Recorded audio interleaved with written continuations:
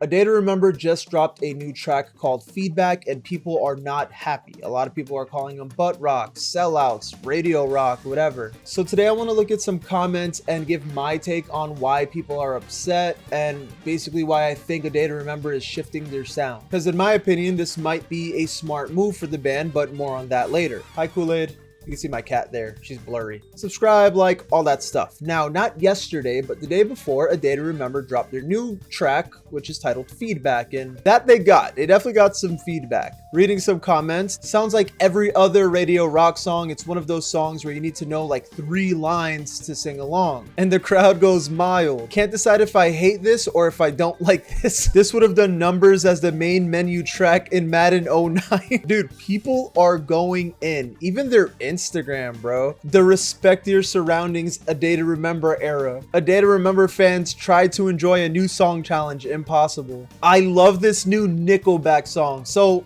okay, people are fucking annoyed, right? You even have people writing paragraphs. I can't believe the greatest band that's ever lived with one of my favorite vocalists of all time released this absolute dog shit. I accepted You're Welcome. It was a different vibe, but it had some cool tracks and I enjoyed some of it. But if this is the first single of the new album, I am shattered, I'm angry, and I'm in mourning. So it's not looking good for the boys over at A Day to Remember, but if I'm being completely honest, they kind of have to make a move like this. In my opinion, it's because they already hit the ceiling. When did you discover them? Probably like Homesick era, or What Separates Me From You, or like even Common Courtesy. That was A Day to Remember's like peak in the alternative music scene, the Warped Tour scene, right? They were up there with bands like Bring Me the Horizon, Pierce the Veil, Sleeping with Sirens. I think they're considered one of the godfathers of like that Warped Tour scene. So what happens when you hit the ceiling? Well, you kind of gotta go for the bigger audience, and that bigger audience is the mainstream like radio rock people, right? Like probably the people that attend these red state festivals and probably like just listen to like Disturbed or Shinedown or Three Doors Down. And if they want that audience, they gotta lean into that sound. Is Feedback a good song?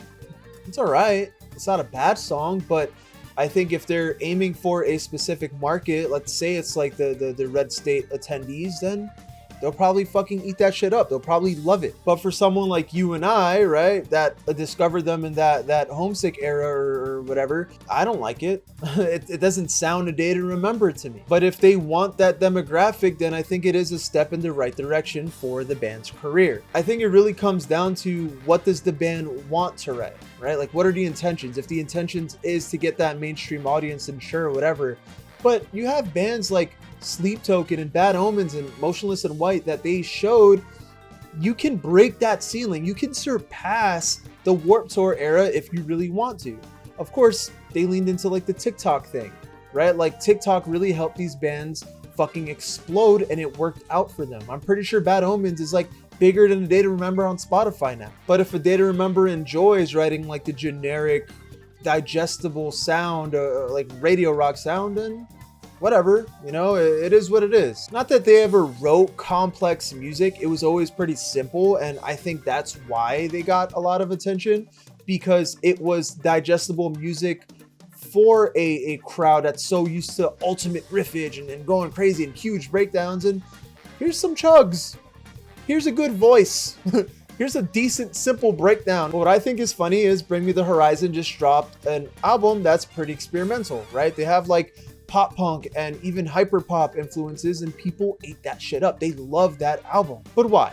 Why can Bring Me the Horizon, who started off as deathcore, pull off an album like Next Gen? Well, how come they can do that and A Day to Remember gets shat on? I think it's because Bring Me did this like natural musical growth. They started as deathcore, and they went metalcore, and then post-hardcore, and then they started getting a little more experimental. It was like a slow progression versus A Day to Remember going from like, yeah, metalcore, pop punk, metalcore, pop punk, metalcore, pop punk. Here's a radio rock song. I love Common Courtesy, but if they wanted to transition like sounds or genres, I think Common Courtesy should have never existed, even though that's like my favorite A Day to Remember album. They probably should have made that the experimental, like, let's change things a little bit instead of Bad Vibrations, which I feel like that's when things started going like slightly downhill for the band. Bring Me the Horizon, they had it pretty rough too, right? When That's the Spirit came out, it wasn't like super praised. A lot of people were upset. They're like, what the fuck is this shit? But what that album did was it filtered out a lot of like that deathcore crowd that they had that were into them for the heavy shit. And it kind of brought in new audiences, right? What was their big thing? Drown or Down? I think it was Drown. That song popped the fuck off and got them so much new attention. So they took that momentary hit for longevity, right? Like I said, this new album, super different from anything before That's the Spirit, but it doesn't feel out of place because it was a slow progression. You can't just fucking do one pop punk metalcore album and then go straight like radio rock. I think if A Day to Remember just takes it on the chin now, they will get that longevity like Bring Me the Horizon did. They just gotta thug it out, you know what I'm saying? And they gotta make good radio rock music. I just hope they pay homage to like their previous albums and do some easy core shit, some metalcore pop punk shit. I do think A Day to Remember will get this new crowd that lack in a deodorant apartment and probably wear greasy white tank tops and bootcut jeans to this rock festival in the middle of Wisconsin. Let me know what you think, and you can click right here because I covered the recent Dance Gavin Dance drama. People were not happy with them.